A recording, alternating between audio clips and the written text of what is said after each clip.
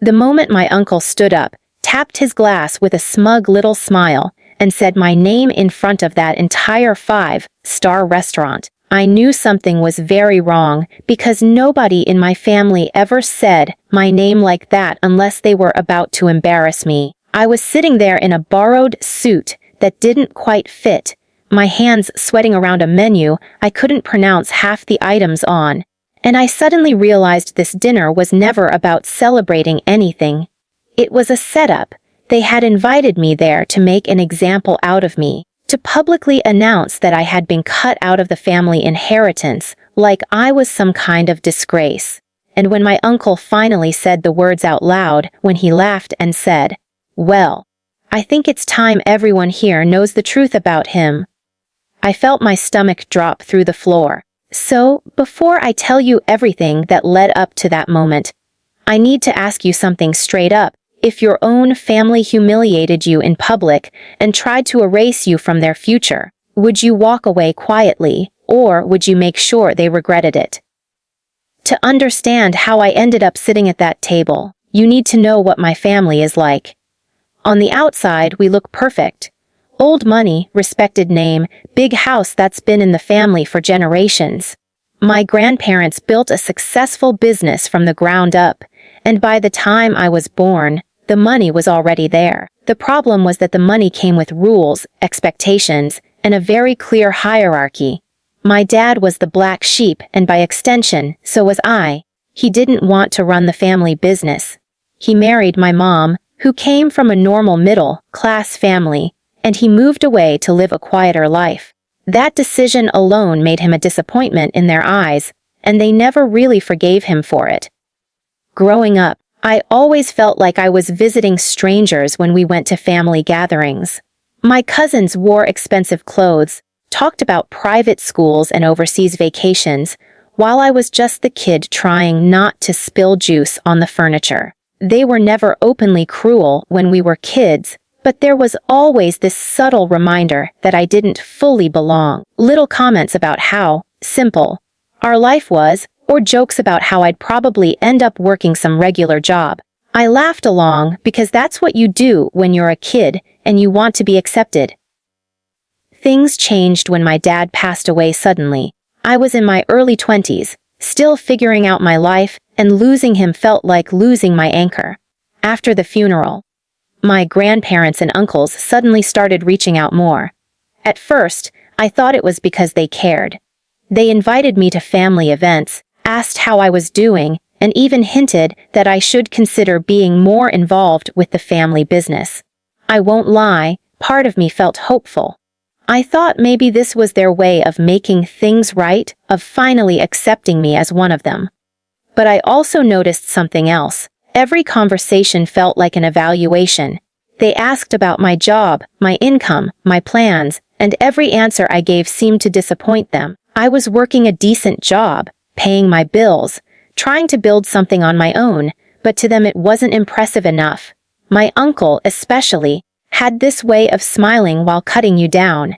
He'd say things like, "Well, not everyone is meant for greatness," and then laugh like it was a joke. Despite all that, they kept inviting me to things. Birthdays, anniversaries, fancy events where I always felt underdressed and out of place. I told myself it was better than being ignored. Then, one day, my aunt called me and said they were organizing a very special family dinner. She emphasized the word, special, so much that I thought maybe this was it. Maybe they were finally going to welcome me properly, maybe even talk about my future role in the family. She told me to dress nicely because it was at an upscale restaurant in the city, one of those places where you need a reservation weeks in advance. I remember standing in my small apartment, staring at my closet, realizing I didn't own anything appropriate. I ended up borrowing a suit from a friend. It was a bit tight in the shoulders and long in the sleeves, but it was the best I could do. When I arrived at the restaurant, the place was stunning. Crystal lights, soft music, waiters moving like they were choreographed. My family was already there, seated at a long table. Everyone looked polished, confident, completely at home. When I walked up, there was a brief pause, The kind that makes you painfully aware of yourself. My grandmother smiled tightly and said, "You made it." Like she wasn't sure I would.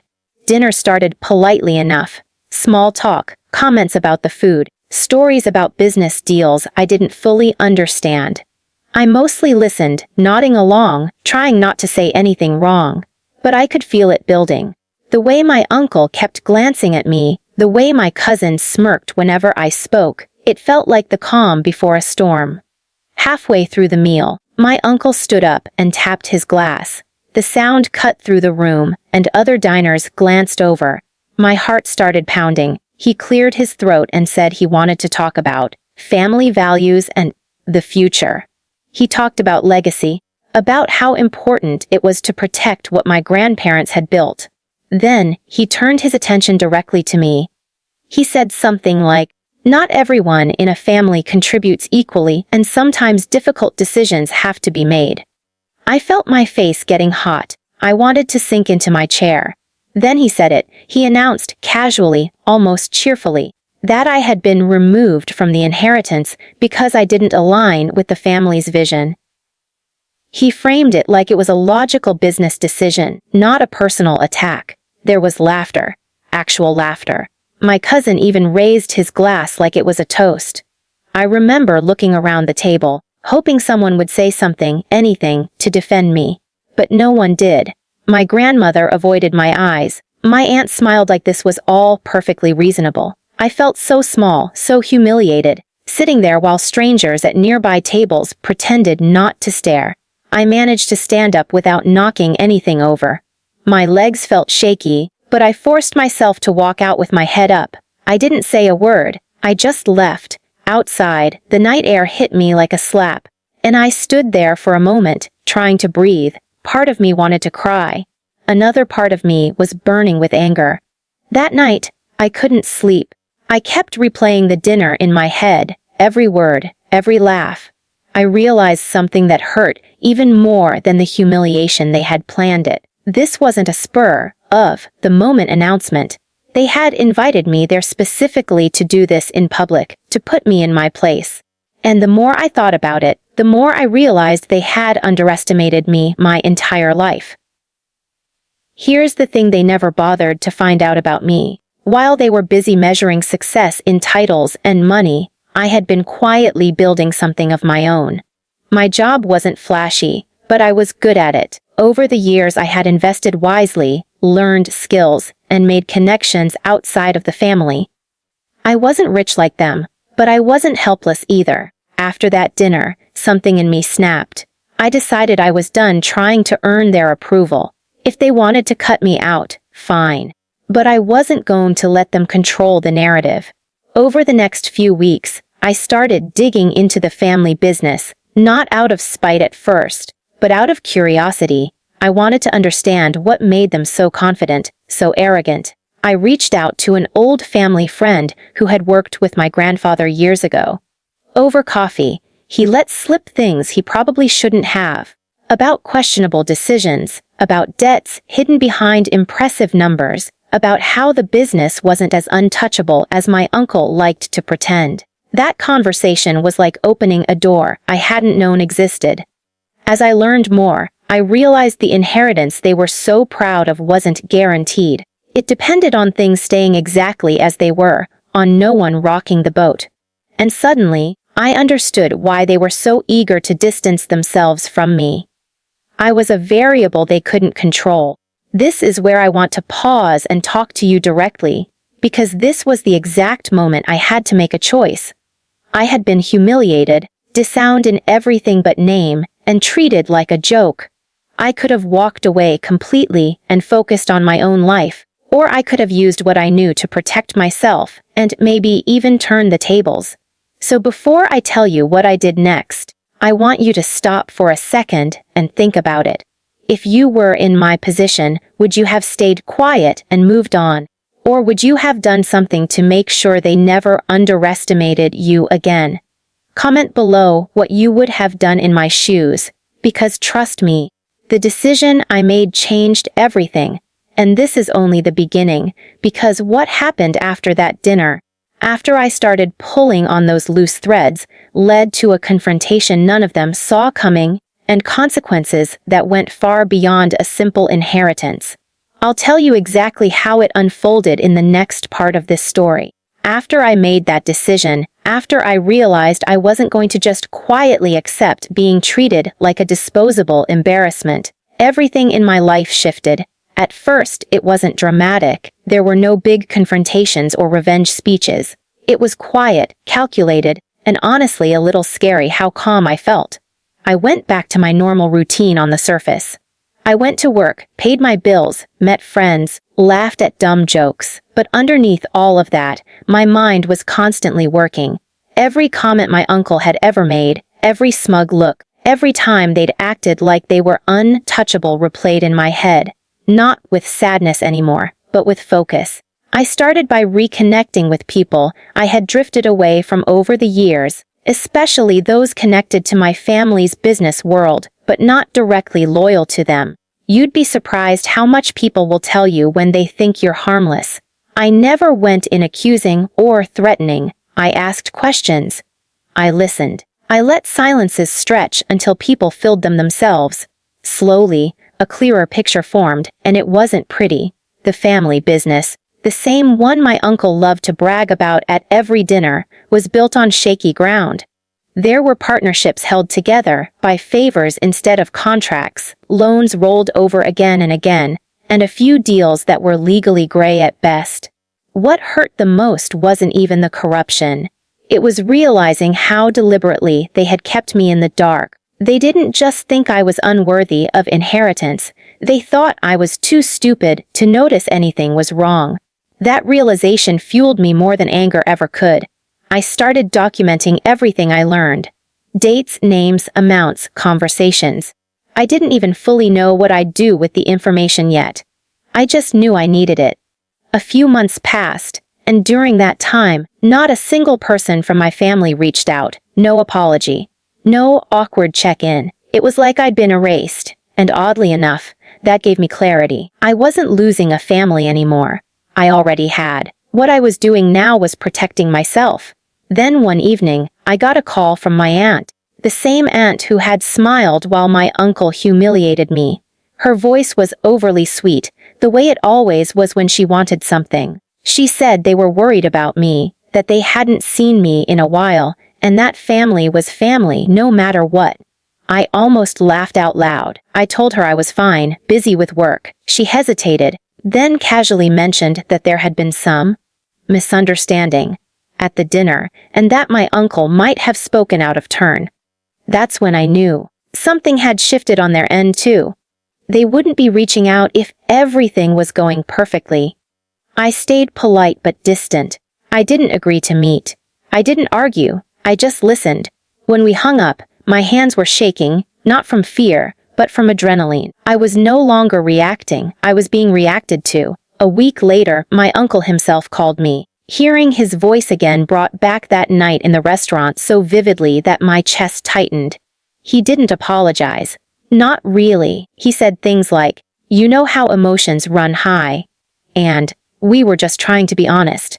Then he said the part that confirmed everything I suspected. He said, "We should talk in person. There are things you don't understand about the business." I told him I understood more than he thought, and there was a long silence on the other end of the line. That silence was the most satisfying sound I'd heard in months. We agreed to meet in his office. Walking into that building felt surreal. I'd been there before as a kid, wandering halls I wasn't supposed to be in, feeling small. This time, I walked indifferently. I sat across from him and looked him in the eye. He tried to dominate the conversation, talking about responsibility and reputation, but I didn't let him. Calmly, I mentioned a few very specific details I knew about certain deals. I didn't accuse him of anything. I just showed him I wasn't ignorant. His face changed. Just for a second, but I saw it. Fear. He leaned back in his chair and asked me what I wanted. That question, right there, was the real turning point.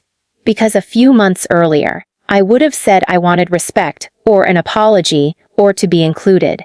But now, I realized I didn't need any of that from him. I told him I wanted nothing from the family, no inheritance, no role in the business. What I wanted was to be left alone, permanently, and for my name to never again be used as a punchline or a warning. And I made it very clear that if that didn't happen, I wouldn't stay quiet about what I knew. He tried to intimidate me. He reminded me who he was, who his friends were, how much power he had. I reminded him that power only works when people believe in it. We ended the meeting without shaking hands. After that, things escalated quickly. I started receiving messages from cousins I hadn't spoken to in years, suddenly acting friendly, asking how I was doing, suggesting we catch up. I ignored most of them. One cousin, the one who had raised his glass during my humiliation, sent me a message saying, "No hard feelings, right?" That message made something snap inside me. I replied simply, "You already chose your side." A few weeks later, rumors started circulating in our extended social circle. People began whispering about the family business, about investigations, about partners pulling out. I hadn't leaked anything directly, but the people I'd spoken to had started talking among themselves. Once doubt enters a room like that, it spreads fast. My uncle called again, this time furious. He accused me of trying to destroy the family. I told him he'd done that himself long before I ever spoke up. The fallout was intense. Deals were delayed. Lawyers got involved. My grandparents' health declined from the stress, and I genuinely felt conflicted about that. I never wanted to hurt them, but I also couldn't ignore that they had sat there silently while I was humiliated. Silence is a choice, too. Eventually, the truth came out publicly. Not every dirty detail, but enough. The business survived, but it was never the same. Power shifted. My uncle lost his untouchable status, and me, I was officially cut off, not just from the inheritance, but from any remaining illusion of family. They sent me a formal letter outlining it, like I was being fired from a job I never wanted. Strangely, that letter brought me peace, because it meant it was over. There were no more expectations, no more trying to fit into a world that didn't want me unless I played a role. I focused fully on my own life. My career grew. Opportunities opened up that I never would have considered before, because I'd always been half, looking over my shoulder at my family's shadow. Years have passed since that fancy dinner.